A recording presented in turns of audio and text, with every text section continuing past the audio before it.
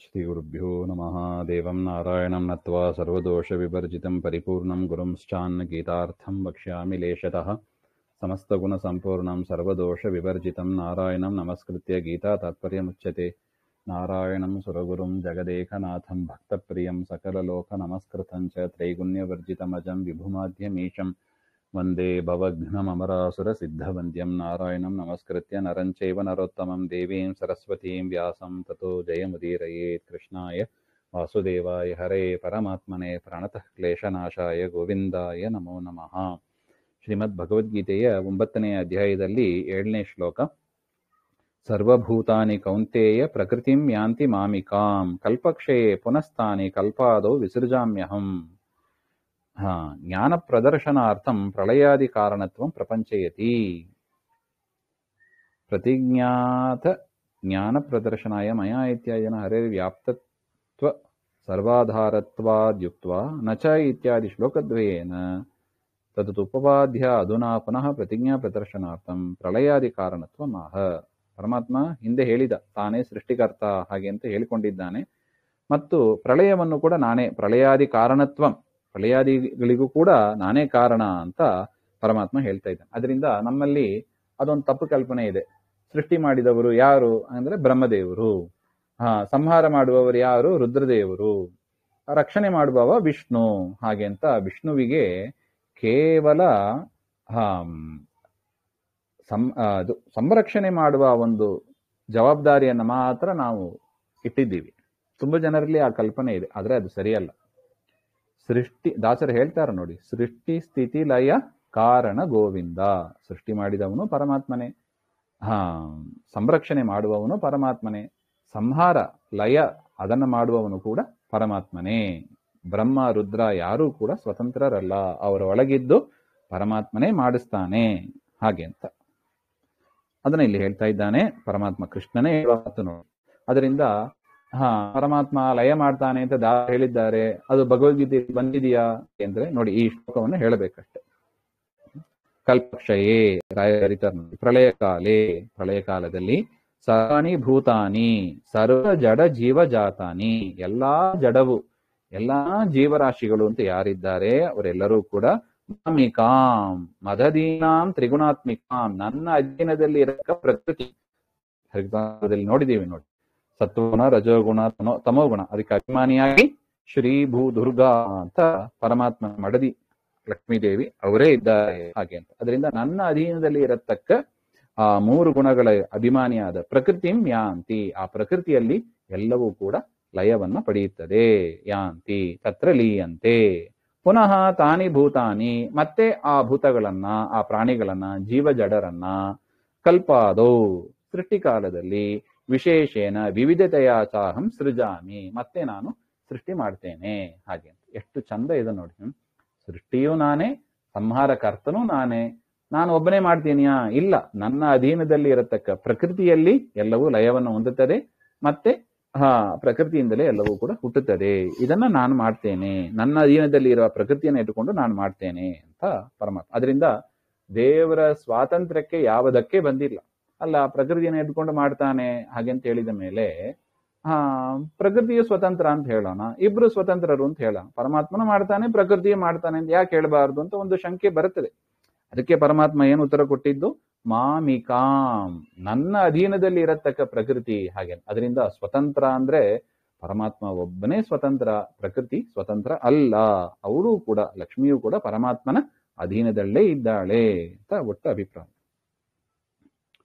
ಅದರಿಂದ ಸೃಷ್ಟಿ ಸ್ಥಿತಿ ಲಯ ನೋಡಿ, ಎರಡಕ್ಕೂ ಇದೆಲ್ಲೇ ಉತ್ತರ ಬಂತು. ಸೃಷ್ಟಿ ಮಾಡುವವನು ನಾನೇ, ಲಯ ಮಾಡುವವನು ಕೂಡ ನಾನೇ ಹಾಗೆಂಬ ಒಂದು ಜ್ಞಾನ ನಮಗೆ ಇರಬೇಕು ಅಂತ ದಾಸರು ಇದನ್ನೇ ಸುಲಭ ಮಾಡಿ ಕೊಟ್ಬಿಟ್ಟಿದ್ದಾರೆ. ಸೃಷ್ಟಿ ಸ್ಥಿತಿ ಲಯ ಕಾರಣ ಗೋವಿಂದ ಅಂತ ಇಷ್ಟು ಚಿಂತನೆ ಮಾಡ್ಬೇಕು. ನಾವ್ ಅದಕ್ಕೆ ಹೇಳೋದು, ಈ ದಾಸರ ಪದಗಳನ್ನ ಸರಿಯಾಗಿ ಅರ್ಥ ಮಾಡಿಕೊಂಡು ನಾವು ಹೇಳಿದ್ರೆ ದೇವರ ಸ್ಮರಣೆ ಚಿಂತನೆ, ಗುಣಚಿಂತನೆ ಚೆನ್ನಾಗಿ ಬರುತ್ತದೆ. ರಾಮ ಹರಿ ಹಾಗೆ ಅಂತ ಹೇಳೋದಕ್ಕಿಂತ ಈ ಒಂದು ಕನ್ನಡ ಪದ್ಯದಲ್ಲಿ ನಾವು ಅದನ್ನ ಅರ್ಥ ತಿಳ್ಕೊಂಡು ಹೇಳಿದ್ರೆ, ಸೃಷ್ಟಿ ಸ್ಥಿತಿ ಲಯ ಮುಖ್ಯವಾದ ವಿಚಾರ ಇದು. ಸೃಷ್ಟಿ ಸ್ಥಿತಿ ಲಯ ಕಾರಣ ಗೋವಿಂದ ಅಂತ ಏನೋ ಒಂದು ಲೈನ್ ಇದೆ, ಅದು ಮುಖ್ಯವಾಗಿ ನಾವು ತಿಳಿಬೇಕಾದ ಒಂದು ಚಿಂತನೆ ಅದು. ತುಂಬಾ ಚೆನ್ನಾಗಿದೆ ಆ ದಾಸರ ಪದಗಳೆಲ್ಲ.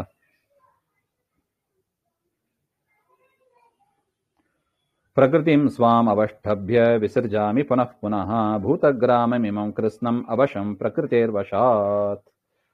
ಸೃಷ್ಟೌ ಪ್ರಕೃತೇಃ ಅನುಕ್ತೇಃ ಸಾಧನಾನಿ ವಿನೈವ ಸೃಷ್ಟಿಂ ಕರೋತಿ ಇತಿ ಪ್ರತೀತಿ ನಿರಾಸಾಯ ಉಕ್ತಂ ವಿವೃಣೋತಿ. ಪ್ರಕೃತಿಯ ಅಪೇಕ್ಷೆ ಇಲ್ಲದೇನೆ ಪರಮಾತ್ಮನೇ ಸೃಷ್ಟಿ ಮಾಡ್ತಾನೆ. ಕೆಲವರ ಆವಾದ ಇದೆ, ಪರಮಾತ್ಮನೇ ಜಗತ್ತಾಗ್ತಾನೆ ಅಂತ. ಪ್ರಕೃತಿ ಯಾಕೆ? ಪ್ರಕೃತಿಯೇ ಬೇಡ, ಎಲ್ಲ ದೇವರೇ. ಅದು ಸರಿಯಲ್ಲ ಅಂತ ನೋಡಿ ಪರಮಾತ್ಮ. ಎಷ್ಟು ಚೆನ್ನಾಗಿದೆ ನೋಡಿ ದೇವರ ವಿಚಾರ. ಆ ದೇವರು ಎಷ್ಟು ಸ್ಪಷ್ಟ ಹೇಳಿದ್ದಾನೆ. ಇದಕ್ಕೆ ವಿರುದ್ಧವಾಗಿ ಅನೇಕ ಜನರು ತಮ್ಮ ವಾದವನ್ನೇ ಮಂಡಿಸಿಟ್ಬಿಟ್ಟಿದ್ದಾರೆ. ಉದಾಹರಣೆಗೆ ಯಾವುದದು,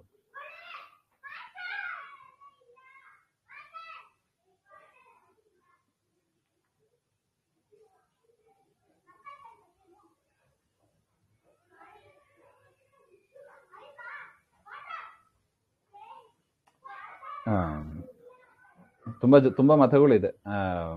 ಅದ್ವೈತ ಮತದಲ್ಲೇ ಭಾಸ್ಕರಾಚಾರ್ಯರು ಅಂತ ಒಬ್ರು, ಅವ್ರೇನ್ ಹೇಳ್ತಾರೆ, ಪರಮಾತ್ಮನೇ ಜಗತ್ತಾಗಿ ಪರಿವರ್ತನೆ ಹೊಂದುತ್ತಾನೆ ಹಾಗೆ ಅಂತ. ಪರಿಣಾಮವಾದಿಗಳು ಅಂತ ಹೇಳ್ತೀವಿ. ಆ ರೀತಿಯಾಗಿ ದೇವರೇ ಪರಿಣಾಮ ಹೊಂದ್ಬಿಟ್ಟಿದ್ದಾನೆ ಅಂತೆಲ್ಲ ಹೇಳೋದುಂಟು.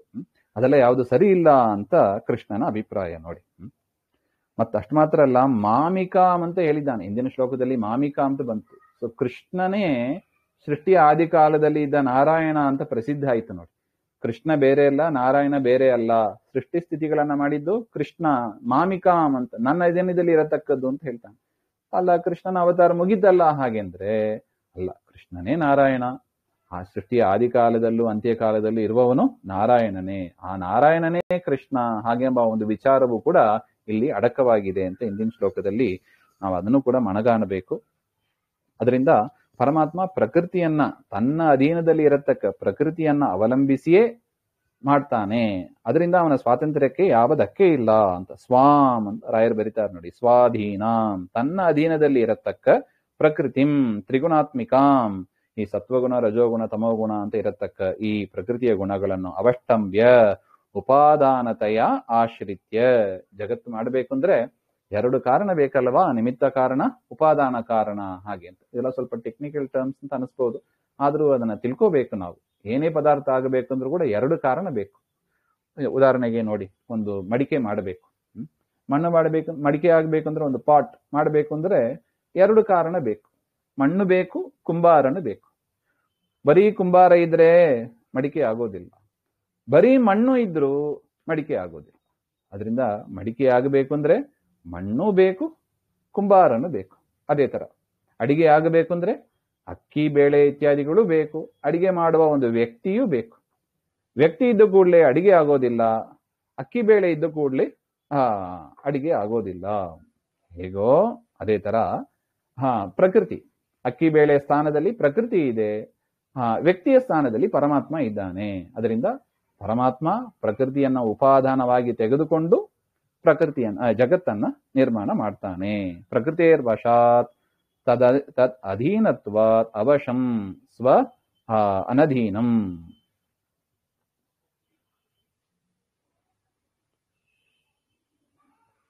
ಅದರಿಂದ ಪರಮಾತ್ಮ ಪ್ರಕೃತಿರ್ ವಶಾತ್ ಮಾಯಾವಶತ್ವಾದೇವ ಅವಶಂ, ಎಲ್ಲವೂ ಕೂಡ ಪರಮಾತ್ಮನ ವಶದಲ್ಲೇ ಇದೆ. ಪರಮಾತ್ಮನ ವಶದಲ್ಲೇ ಇದೆ. ಪ್ರಕೃತಿಯೂ ಪರಮಾತ್ಮನ ವಶವೇ, ಜಗತ್ತು ಅದರಿಂದ ನಿರ್ಮಿತವಾದ, ಆ ಪ್ರಕೃತಿಯಿಂದ ನಿರ್ಮಿತವಾದ ಜಗತ್ತು ಕೂಡ ಪರಮಾತ್ಮನ ವಶದಲ್ಲೇ ಇದೆ ಹಾಗೆ ಅಂತ ತಿಳ್ಕೋಬೇಕು ಅಂತ. ಓಂ ಯುಕ್ತೇಹೇ ಶಬ್ದಾಂತರಾಚ್ಛ ಇತಿ ಸೂತ್ರದಲ್ಲೂ ಕೂಡ ಈ ವಿಚಾರವನ್ನ ಹೇಳಿದ್ದಾರೆ ಅಂತ ರಾಯರು ತಿಳಿಸ್ತಾರೆ. ಇನ್ನು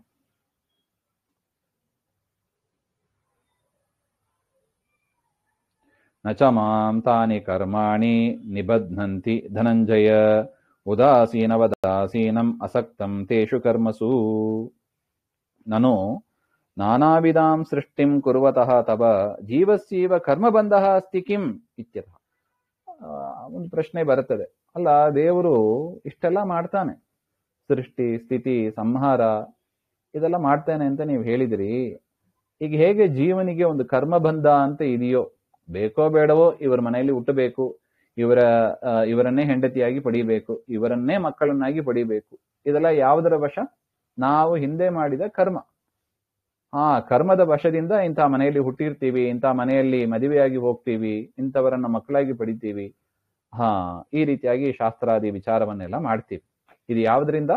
ಕರ್ಮದ ಒಂದು ಬಂಧನ. ನಮಗೆ ದುಃಖವನ್ನು ಅನುಭವಿಸೋದು ಅದರಿಂದಲೇ ಕರ್ಮ. ಅದೇ ತರ ದೇವರಿಗೂ ಕರ್ಮ ಬಂಧ ಇದೆಯೋ ಇಲ್ಲವೋ? ದೊಡ್ಡ ಪ್ರಶ್ನೆ ಇದು. ದೇವರಿಗೆ ಕರ್ಮ ಬಂಧನ ಇದೆಯೋ ಇಲ್ಲವೋ? ನಾವ್ ಹೇಳಿಬಿಡ್ಬೋದು ಇಲ್ಲ ಹಾಗೆ ಅಂತ. ಪ್ರಮಾಣ ಬೇಕಲ್ಲ. ನಮ್ಮ ತಲೆಗೆ ಬಂದ ವಿಚಾರವೋ ದೊಡ್ಡವರಿಗೆ ಸಮ್ಮತವಾದ ವಿಚಾರವೋ ಅಂತ ಮತ್ತೆ ಒಂದು ಪ್ರಶ್ನೆ ಬರುತ್ತದೆ. ಅಲ್ಲ ದೊಡ್ಡವರಿಗೆ ಸಮ್ಮತವಾದದ್ದು ಅಲ್ಲ, ಯಾರು ಹೇಳಿದ್ರು ಅಂತ ಒಂದು ಪ್ರಶ್ನೆ ಬರ್ಬೋದು ನೋಡಿ. ಅದಕ್ಕೆ ಪರಮಾತ್ಮ ತಾನೇ ಹೇಳ್ತಾನೆ, ನಚಮಾಂ ತಾನಿ ಕರ್ಮಾಣಿ ನಿಬಧ್ನಂತಿ. ನನಗೆ ಈ ಸೃಷ್ಟಿಯಾದಿ ನಾನು ಹೇಳಿದಲ್ಲ, ಸೃಷ್ಟಿ ಸ್ಥಿತಿ ಸಂಹಾರ ಇತ್ಯಾದಿ ಕ್ರಿಯೆಗಳು ಜೀವನಿಗೆ ಹೇಗೆ ಕರ್ಮ ಬಂಧ ಇದೆಯೋ ಅದೇ ರೀತಿಯಾಗಿ ನನಗೆ ಕರ್ಮದ ಬಂಧನ ಇಲ್ಲ ಹಾಗೆ ಅಂತ. ಕರ್ಮಾಣಿ ಮಾಂ ನ ನಿಬಧ್ನಂತಿ. ವ್ಯತ್ಯಾಸ ಏನು? ನಾವು ಮಾಡಿದ ಕರ್ಮ ನಮಗೆ ಪಾಪ ಪುಣ್ಯವನ್ನು ತಂದು ಕೊಡುತ್ತದೆ. ಇಂಥದೇ ಒಂದು ಕರ್ಮ, ಇದೇ ಕರ್ಮ ಇಲ್ಲ, ನಾವು ಮಾಡುವಂತೆ ದೇವರ ಕರ್ಮ ಇಲ್ಲ, ಇಂಥದೇ ಒಂದು ಕರ್ಮ. ಒಟ್ಟು ಕರ್ಮವೇ. ಅದ್ ನಾನ್ ಮಾಡಿದ್ರು ಅಷ್ಟೇ, ದೇವ್ರು ಮಾಡಿದ್ರು ಅಷ್ಟೇ. ಇದೇ ಒಂದು ಕರ್ಮವನ್ನ ದೇವ್ರು ಮಾಡಿದಾಗ ದೇವರಿಗೆ ಅಟ್ಯಾಚ್ಮೆಂಟ್ ಇಲ್ಲವಂತೆ. ನ್ಯಾಯವೋ ಅನ್ಯಾಯವೋ ಇದು? ಹಾಗೆಂತ ಒಂದು ಪ್ರಶ್ನೆ ಬರ್ಬೋದು. ನಾನು ಮಾಡಿದ್ರೆ ಅಟ್ಯಾಚ್ಮೆಂಟು, ದೇವ್ರು ಮಾಡಿದ್ರೆ ಅಟ್ಯಾಚ್ಮೆಂಟ್ ಇಲ್ಲವಂತೆ ಹಾಗೆ ಅಂತ. ದೇವರಿಗೆ ಅಟ್ಯಾಚ್ಮೆಂಟ್ ಬರಲಿ. ನಮ್ಮ ಕರ್ಮದಂತೆ ಜೀವರಿಗೆ ಕರ್ಮ ಇದ್ದಂಗೆ ದೇವರಿಗೂ ಕರ್ಮ ಅಟ್ಯಾಚ್ಮೆಂಟ್ ಬರಲಿ ಹಾಗೆ ಅಂತ ಹೇಳಿದ್ರೆ ಕುತಃ ಅಂತ ಒಂದು ಪ್ರಶ್ನೆ ರಾಯರ್ ಮಾಡ್ಕೋತಾರೆ. ಯಾಕೆ ದೇವರಿಗೆ ಯಾಕೆ ಕರ್ಮ ಬಂಧ ಇಲ್ಲ? ನೋಡಿ, ಮುಖ್ಯವಾದ ವಿಚಾರ ಇದು. ಉದಾಸೀನವದಾಸೀನಂ. ನೋಡಿ, ಇದೆ ನಮಗೂ ದೇವರಿಗೆ ಇರುವ ವ್ಯತ್ಯಾಸ ಇದೆ. ಸ್ವತಃ ಏವ ಕರ್ತೃತ್ವಂ ನ ಮಾಯಿಕಂ ಚೇತ್ ಕಥಂ ಉದಾಸೀನತೆಯ ವರ್ತನಂ ಇತ್ಯತಃ ಉದಾಸೀನತೆಯ ಆಸೀನಂ ಇತ್ಯನುಕ್ತ್ವಾ ಉದಾಸೀನವತ್ ಇತ್ಯುಕ್ತಂ. ವಸ್ತುತಃ ಅನುದಾಸೀನಃ ಅಪಿ ಉದಾಸೀನ ಸದೃಶತೆಯ ವರ್ತಮಾನಂ ಇತ್ಯರ್ಥಃ. ಕಿಂ ತತ್ ಸಾದೃಶ್ಯಂ ಇತ್ಯತಃ ಉಕ್ತಂ ಅಸಕ್ತಂ ತೇಷು ಕರ್ಮಸು. ನನಗೆ ಉದಾಸೀನ ಅಂದ್ರೆ ಏನು? ಉದಾಸೀನ ಅಂದ್ರೆ ಈ ಜಗತ್ತನ್ನ ಸೃಷ್ಟಿ ಮಾಡುವುದರಿಂದಲೂ ನನಗೇನು ಪ್ರಾಫಿಟ್ ಲಾಭ ಅಂತ ಇಲ್ಲ. ಜಗತ್ತನ್ನ ಸೃಷ್ಟಿ ಮಾಡದೇ ಇದ್ರೂ ಕೂಡ ನನಗೇನು ಲಾಸ್ ಅಂತ ಇಲ್ಲ. ಒಟ್ಟು ಪ್ರಾಫಿಟ್ ಅಂಡ್ ಲಾಸ್ ನನಗೆ ಈ ಕರ್ಮದಿಂದ ಇಲ್ಲವೇ ಇಲ್ಲ. ಅದರಿಂದ ಅಸಕ್ತಂ ತೇಷು ಕರ್ಮಸು ಅಂತ ಸ್ಪಷ್ಟ ಆಗ್ತದೆ. ತಥಾ ಉದಾಸೀನಸ್ಯ ಯಥಾ ಸಕ್ತಿ ನಾಸ್ತಿ ತಥಾ ಮಮಾಪಿ ತತ್ರ ಸೃಷ್ಟ್ಯಾದಿ ಕರ್ಮಿ ಸಕ್ತಿ ಶಬ್ದಿತಸ್ಯ ಅದರಸ್ಯ ಆಯಾಸಸ್ಯ ವಾ ಅಭಾವಾನ್ ನ ನಿಬಧ್ನಂತಿ ಇತ್ಯರ್ಥಃ. ಅಲ್ಲಿ ಆದರವೂ ಇಲ್ಲ, ಆಯಾಸವೂ ಇಲ್ಲ. ಸೃಷ್ಟಿಕಾಲ ಬಂತು ಸೃಷ್ಟಿ ಮಾಡ್ತೇನೆ, ಸಂಹಾರ ಕಾಲ ಬಂತು ಸಂಹಾರ ಮಾಡ್ತೇನೆ. ಕಾಲಕ್ಕೆ ನನ್ನ ಕೆಲಸವನ್ನ ನಾನು ಮಾಡ್ಕೊಂಡು ಹೋಗ್ತೀನಿ. ನನ್ನ ಡ್ಯೂಟಿ ಇದು, ನನ್ನ ಸ್ವಭಾವ ಇದು, ನನ್ನ ಇಚ್ಛೆ ಇದು. ಹೊರತು ಇದು ಯಾವ ಕರ್ಮದ ಒಂದು ಬಂಧನವೂ ಇಲ್ಲ. ಈ ರೀತಿಯಾಗಿ ನಾನು ಮಾಡಿದ್ರೆ ನನಗೂ ಕರ್ಮ ಬಂಧ ಆಗೋದಿಲ್ಲವಾ? ಹಾಗೆ ಅಂದ್ರೆ ನಿನಗೂ ಕರ್ಮ ಬಂಧನ ಆಗೋದಿಲ್ಲ ಅಂತಾನೆ ದೇವರು. ನೋಡಿ, ಇದು ನಾನು ಮಾಡಿಲ್ಲ ದೇವರು ಮಾಡಿದ್ದು ಅಂತ ನಾವು ನಾಹಂಕರ್ತ ಹರಿಕರ್ತ ಅಂತ ಚಿಂತನೆ ಮಾಡಿಬಿಟ್ರೆ, ಪರಮಾತ್ಮನ ಪೂಜೆ ಇದು ಅಂತ ಚಿಂತನೆ ಮಾಡಿಬಿಟ್ರೆ ನಮಗೂ ಕರ್ಮ ಬಂಧ ಇಲ್ಲ. ಅದು ನಾವು ಮಾಡ್ತೀವಾ? ಮಾಡೋದಿಲ್ಲ ನೋಡಿ. ಆದ್ರೆ ದೇವರು ಎಂದಿಗೂ ಕೂಡ ಇದು ನನ್ನದು, ಇದು ನಾನು, ನನಗಾಗಿ ಹಾಗೆಂದು ತಿಳ್ಕೊಳ್ಳೋದೇ ಇಲ್ಲ. ಜನರ ಉಪಯೋಗಕ್ಕಾಗಿ ಸ್ವಾರ್ಥ ಎಂಬುದು ದೇವರಲ್ಲಿ ಇಲ್ಲವೇ ಇಲ್ಲ ನೋಡಿ. ಅದನ್ನೇ ಉದಾಸೀನ ಅಂತ ಹೇಳ್ತಾರೆ. ಅದರಿಂದ ದೇವರಿಗೆ ಆಯಾಸವೂ ಇಲ್ಲ. ನಾವು ಯಾವ್ದು ಆಯಾಸ ಪಟ್ಟುಕೊಂಡು ಯಾಕೆ ಮಾಡಬೇಕು? ಯಾವ್ದು ಆಯಾಸ ಇಲ್ಲದೆ ಎಷ್ಟಾಗ್ತದೋ ಅಷ್ಟು ಯಥಾಮತಿ ಯಥಾಶಕ್ತಿ ಮಾಡ್ಕೊಂಡು ಹೋದ್ರೆ ಸಾಕು. ನಾವ್ಯಾಕೆ ಆಯಾಸ ಪಡಬೇಕು? ಆಯಾಸ ಪಡಬೇಕಾಗಿಲ್ಲ ಅಂತಾನೆ ಸ್ವಾಮಿ. ಆದ್ರೆ ನನ್ನಲ್ಲಿ ಮನಸ್ಸಿಡೋದ್ರಲ್ಲಿ ನೀನು ಆಯಾಸ ಪಡು. ಅದರಿಂದ ನಿನಗೇನು ನೋಡಿ, ಮನಸ್ಸಿಗೆ ದುಡ್ಡು ಖರ್ಚು ಇಲ್ಲ, ದೇಹದ ಆಲಸ್ಯ ಇಲ್ಲವೇ ಇಲ್ಲ. ಆದ್ರೆ ನಾವು ಆ ಮನಸ್ಸನ್ನ ಕೊಡೋದು ಬಿಟ್ಟು ಮಿಕ್ಕಿದೆಲ್ಲ ಮಾಡ್ತಾ ಇರ್ತೀವಿ. ಯಾವ್ದು ಆಯಾಸ ಉಳ್ಳದಾಗಿದೆಯೋ ಅಂಥದ್ದೆಲ್ಲ ಜಾಸ್ತಿ ಮಾಡ್ತೀವಿ. ಇನ್ನು ಬೇಕಾದ್ರೆ ತೀರ್ಥಯಾತ್ರೆ ಇನ್ನೂ ಜಾಸ್ತಿ ಬೇಕಾದ್ರೆ ಮಾಡ್ತೀವಿ. ಮನಸ್ಸು ಮಾತ್ರ ಕೊಡೋದು ಕೇಳಬೇಡಿ, ಅದು ಕಷ್ಟ ಕಾರ್ಯ. ನಮಗೆ ಮನಸ್ಸನ್ನು ಕೊಡೋದು ಕಷ್ಟ. ಆದ್ರೆ ದೇವರಿಗೆ ಎಷ್ಟು ತಿರುಗು ಇದ್ದಾನೆ ನೋಡಿ. ಅವನಿಗೆ ಶರೀರದಿಂದ ಯಾವ ಆಯಾಸವೂ ಇಲ್ಲ. ಎಷ್ಟು ಜಗತ್ತನ್ನ ಸೃಷ್ಟಿ ಮಾಡ್ತಾನೆ, ವ್ಯಾಪಾರ ಮಾಡ್ತಾನೆ. ಅವನಿಗೆ ರಿಟೈರ್ಮೆಂಟ್ ಎಂಬಾದೇ ಇಲ್ಲ, ಅವನಿಗೆ ನಿದ್ರೆ ಎಂಬಾದೇ ಇಲ್ಲ, ರೆಸ್ಟ್ ಎಂಬಾದೇ ಇಲ್ಲ. ಯಾಕೆ? ತಾನು ಮಾಡಿದ್ದೀನಿ, ಯದ್ಯಪಿ ಅವನೇ ಮಾಡಿರೋದೆಲ್ಲ. ಆದರೆ ಇದರ ಮೇಲೆ ಒಂದು ಆಸಕ್ತಿ ಎಂಬಾದೇ ದೇವರಿಗೆ ಇಲ್ಲ. ಉದಾಸೀನವದ ಆಸೀನಂ ಅಂತ ಬರೀತಾರೆ. ಅಸಕ್ತಂ ತೇಷು ಕರ್ಮಸು. ಅದರಿಂದ ಆ ಜೀವರಿಗೆ ತಕ್ಕಂತೆ ನಾನು ಮಾಡ್ಕೊಂಡು ಹೋಗ್ತೀನಿ. ಅದರಿಂದ ನನಗೆ ಟೆನ್ಷನು ಇಲ್ಲ. ಯಾರಾದ್ರೂ ದೇವರನ್ನ ಪ್ರಶ್ನೆ ಮಾಡಿದರೆ, ಬ್ರಹ್ಮದೇವರಿಗೆ ಯಾಕೆ ಮೋಕ್ಷ ಕೊಟ್ಟಿ, ಕಲಿಗೆ ಯಾಕೆ ನೀನ್ ತಮ್ಮನ್ನ ಹಾಕಿದಿ, ಇವರನ್ನ ಯಾಕೆ ತಾಮಸಾಗಿ ಇಟ್ಟಿದ್ದಿ? ಸುಲಭ ಉತ್ತರ ನೋಡಿ ದೇವರು. ಅವರ ಯೋಗ್ಯತೆ ಅಷ್ಟೇ, ಅದರ ತಕ್ಕಂತೆ ಒಂದೇ ಲೈನ್ಲಿ ಮುಗಿತು. ನಮ್ಮ ಯೋಗ್ಯತೆಗೆ ತಕ್ಕಂತೆ ಒಂದು ಪ್ಲಾಟ್ಫಾರ್ಮ್ ಕೊಟ್ಟು ದೇವರು ಇದನ್ನೆಲ್ಲ ಮಾಡ್ತಾನೆ, ಇಷ್ಟೇ ವಿಚಾರ.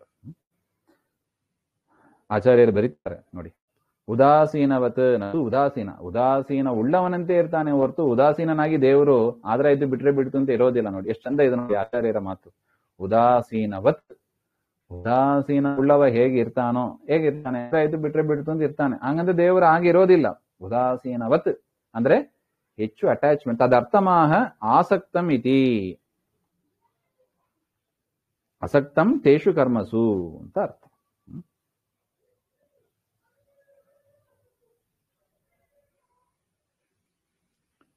ಆದರ ಈ ಜಗತ್ತು ನನ್ನಿಂದ ಜಗತ್ ಸೃಷ್ಟ ಆಯ್ತಲ್ಲ ಅಂತ ನನಗೆ ಸಂತೋಷನೂ ಇಲ್ಲ. ಜಗತ್ತನ್ನು ನಾನು ನುಂಗಿ ಹಾಕಿದಲ್ಲ ಅಂತ ನನಗೆ ದುಃಖನೂ ಇಲ್ಲ. ಇದನ್ನೇ ಉದಾಸೀನವತ್ ಅಂತ ಅರ್ಥ. ಆದ್ರಾಯ್ತು ಬಿಟ್ರೆ ಬಿಡ್ತು ಅಂತ ಉಡಾಫಿ ಅಂತ ಅರ್ಥ ತಿಳ್ಕೋಬಾರ್ದು ನಾವು. ಅಡಿಗೆ ಆದ್ರಾಯ್ತು ಬಿಟ್ರೆ ಬಿಟ್ಟು ನಾವು ಹೇಳಕ್ ಹೋಗ್ಬಾರ್ದು. ಅಡಿಗೆ ಮಾಡ್ಲೇಬೇಕು. ದೇವರ ಪೂಜೆ ಆಯ್ತು, ಸಂಧ್ಯಾವಂದನೆ ಮಾಡಿದ್ರೆ ಆಯ್ತು ಬಿಟ್ರೆ ನಾವು ಉದಾಸೀನರಾಗಿ ಇರಬಾರ್ದು. ಉದಾಸೀನಕ್ಕೆ ಅರ್ಥ ಅದಲ್ಲವೇ ಇಲ್ಲ. ನಾನು ನಂದು ಕರ್ತವ್ಯ ಅಂತ ನಾವು ಮಾಡಬೇಕು. ಪರಮಾತ್ಮನಲ್ಲಿ ಭಕ್ತಿ ಇಟ್ಟು ಪರಮಾತ್ಮನಲ್ಲಿ ಮನಸ್ಸಿಟ್ಟು ಮಾಡಬೇಕೆ ಹೊರತು ಉದಾಸೀನರಾಗಿ ನಾವು ಇರಬಾರ್ದು ಅಂತ ಅರ್ಥ. ದೇವರು ಮತ್ತೆ ಉದಾಸೀನವತ್ ಅಂತ ಹೇಳಿದ್ದಾನಲ್ಲ ಅಂದ್ರೆ ಅದಕ್ಕೆ ಆಚಾರ್ಯರು ಬಿಡಿಸ್ತಾರೆ. ಉದಾಸೀನ ಅಂದ್ರೆ ನತು ಉದಾಸೀನ, ಆದ್ರಾಯ್ತು ಬಿಟ್ರೆ ಬಿಡ್ತು ಜಗತ್ತು ಅಂತ ದೇವರು ಇರೋದಿಲ್ಲ. ನೋಡಿ ಪ್ರತಿಯೊಂದರಲ್ಲೂ ಇದ್ದು ಹೇಗೆ ನಿಯಮನ ದೇವ್ರ ರೆಸ್ಪಾನ್ಸಿಬಿಲಿಟಿ ತಗೊಂಡಿದ್ದಾನಲ್ಲೋ. ಉದಾಸೀನವಾಗಿ ಇದ್ಬಿಟ್ಟಿದ್ರೆ ಈ ಜಗತ್ತೇ ನಡೀತಾ ಇಲ್ಲ. ಜಗತ್ತು ನಡೀತಾ ಇದೆ ಅಂದ್ರೆ ಏನರ್ಥ? ಪ್ರತಿಯೊಂದು ಕಾರ್ಯದಲ್ಲೂ ದೇವರು ತನ್ನ ರೆಸ್ಪಾನ್ಸಿಬಿಲಿಟಿ ಅಂತ ಏನಿದೆ ಅದನ್ನ ಪಾರ್ಶಿಯಾಲಿಟಿ ಇಲ್ಲದೇನೆ ಯಾರು ಹೇಗಿದ್ದಾರೋ ಹಾಗೆ ಅದನ್ನು ನಡೆಸ್ಕೊಂಡು ಹೋಗ್ತಾ ಇದ್ದಾನೆ. ಹಾಗಂತ ದೇವರಿಗೆ ಆಯಾಸನೂ ಇಲ್ಲ, ದೇವರಿಗೆ ಆದರನೂ ಇದರಲ್ಲಿ ಹೆಚ್ಚು ಆಸಕ್ತಿನೂ ಇಲ್ಲ, ರಾಗದ್ವೇಷಗಳು ಇಲ್ಲ ದೇವರಲ್ಲಿ ಈ ಜಗತ್ತಿನಲ್ಲಿ. ಬ್ರಹ್ಮದೇವರು ವಾಯುದೇವರು ಈಗ ಮುಂದೆ ಬ್ರಹ್ಮದೇವರಾದ್ರು ಭಾರಿ ಸಂತೋಷ ಆಯ್ತು, ನನ್ನ ಮಗ ಬ್ರಹ್ಮದೇವರಾದ ಅಂತ ದೇವರು ಕುಣಿಯೋದಿಲ್ಲ ನೋಡಿ. ಬ್ರಹ್ಮದೇವರು ಮೋಕ್ಷಕ್ಕೆ ಹೋದ್ರು ಅಂತ ದೇವರು ಕುಣಿಯೋದಿಲ್ಲ. ಎಷ್ಟು ಚೆನ್ನಾಗಿದೆ ಅಂದ್ರೆ ದೇವರ ಸಿಸ್ಟಮ್ ಈ ಜಗತ್ತು. ಈ ಜಗತ್ತನ್ನ ದೇವರು ಹೇಗೆ ಹ್ಯಾಂಡಲ್ ಮಾಡ್ತಾನೆ, ದೇವರ ಮನಸ್ಥಿತಿ ಹೇಗೆ ಹಾಗೆ ಅಂತ ನಾವು ಅರ್ಥ ಮಾಡ್ಕೊಂಡ್ರೆ ನಮಗೆ ದೊಡ್ಡ ಲೆಸನ್ ಅದು. ದೇವರಿಂದ ಕಲಿಬೇಕಾದ ಒಂದು ಲೆಸನ್ ಅದು. ದೇವರಲ್ಲಿ ನಾವು ಪ್ರಾರ್ಥನೆ ಮಾಡಬೇಕು. ದ್ವೇಷಾದಿಗಳನ್ನ ಬಿಟ್ಟು ಕುಂತಿದೇವಿ ಪ್ರಾರ್ಥನೆ ಮಾಡಿದ್ರು ನೋಡಿ. ಕುಂತಿಯಿಂದ ಕಲಿಬೇಕಾದ ಪಾಠ ಅದು ಅಂತ ಆಚಾರ್ಯ ಎಷ್ಟು ಚೆನ್ನಾಗಿ ಹೇಳ್ತಾರೆ ನೋಡಿ. ದ್ರವ್ಯಂ ಕರ್ಮ ಕಾಲಶ್ಚ ಸ್ವಭಾವೋ ಜೀವ ಏವಚ ಯದನುಗ್ರಹತ ಸಂತಿ ನ ಸಂತಿ ಯದುಪೇಕ್ಷಯ ಇತಿ ಭಾಗವತೆ. ದ್ರವ್ಯ ಅಂದ್ರೆ ಪ್ರಕೃತಿಯಾದಿಗಳು, ಕರ್ಮ, ಕಾಲ, ಸ್ವಭಾವ, ಜೀವ ಎಲ್ಲವೂ ಕೂಡ ದೇವರ ಅನುಗ್ರಹದಿಂದ ಇದೆ. ದೇವರ ಅನುಗ್ರಹ ಇಲ್ಲದೆ ಇದ್ರೆ ಯಾವುದು ಇರೋದಿಲ್ಲ. ಯಸ್ಯ ಅಸಕ್ತಿಯೇವ ಸರ್ವಕರ್ಮ ಶಕ್ತಿ ಕುತಸ್ತಸ್ಯ ಸರ್ವಕರ್ಮ ಬಂಧಃ ಇತಿ ಭಾವ. ಅವನು ಹೆಚ್ಚು ಆಸಕ್ತಿ ತೋರಿಸದೇನೆ ಎಲ್ಲಾ ಸರ್ವಕರ್ಮ ಶಕ್ತಿಯೂ ಅವನಲ್ಲಿ ಇದೆ. ಹಾಗಿರುವಾಗ ಸರ್ವಕರ್ಮ ಬಂಧ, ಕರ್ಮದ ಬಂಧನ ಅವನಿಗೆ ಹೇಗಿರುತ್ತದೆ? ನ ಕರ್ಮಣ ವರ್ಧತೆ ನೋಕನೀಯಾನ್ ಇತಿ ಶ್ರುತಿ. ದೇವರಿಗೆ ಏನಿಲ್ಲ, ನ ಕರ್ಮಣ ವರ್ಧತೆ, ದೇವರಿಗೆ ಕರ್ಮದ ಅಪೇಕ್ಷಣೆ ಇಲ್ಲ. ಯಹ ಕರ್ಮಾಪಿ ನಿಯಾಮಯತಿ ಕಥಂಚ ತದ್ ಬಧ್ನಾತಿ. ಆ ಕರ್ಮವನ್ನ ನಿಯಮನ ಮಾಡುವವನೇ ದೇವರು. ಈಗ ಕರ್ಮ ಬಂಧನ ಆಗಿದೆ, ಕರ್ಮ ಅದು ಜಡ, ಅದು ಪಾಪ ಪುಣ್ಯ ಜಡ. ಅದು ಅಂತ ಪಾಪ ಪುಣ್ಯ ಜಡವನ್ನ ಪ್ರವರ್ತನೆ ಮಾಡುವವನೇ. ಒಬ್ಬನಿಗೆ ಬಂಧನ ಆಗುವಂತೆ ಮಾಡುವವ ಪರಮಾತ್ಮ. ತನಗೆ ಕರ್ಮ ಬಂಧನ ಆಗಲಿ ಅಂತ ತಾನು ಬಯಸ್ತಾನ? ತನಗೆ ಹಾನಿ ಆಗಲಿ ಅಂತ ಯಾರು ಬಯಸೋದಿಲ್ಲ. ಕರ್ಮ ಬಂಧನ ಮಾಡತಕ್ಕವನೇ ಪರಮಾತ್ಮ. ಇನ್ನೊಬ್ಬರಿಗೆ, ಜೀವರಿಗೆ ತನಗೆ ಕರ್ಮ ಬಂಧ ಆಗಲಿ ಅಂತ ಬಯಸೋದಿಲ್ಲ. ಎಲ್ಲವೂ ಅವನ ಅನುಗ್ರಹದಿಂದ ಇದೆ ಅಂತ ಆಚಾರ್ಯರು ಗೀತಾ ಭಾಷ್ಯದಲ್ಲಿ ಹೇಳುವ ವಿಚಾರ ಇದು. ಮುಂದಿನದ್ದು ಮತ್ತೆ ನೋಡೋಣ. ಶ್ರೀಮಧ್ವಾಂತರ್ಗತ ಶ್ರೀಕೃಷ್ಣ ಅರ್ಪಣಮಸ್ತು. ಶ್ರೀ ಹರೇ ನಮಃ.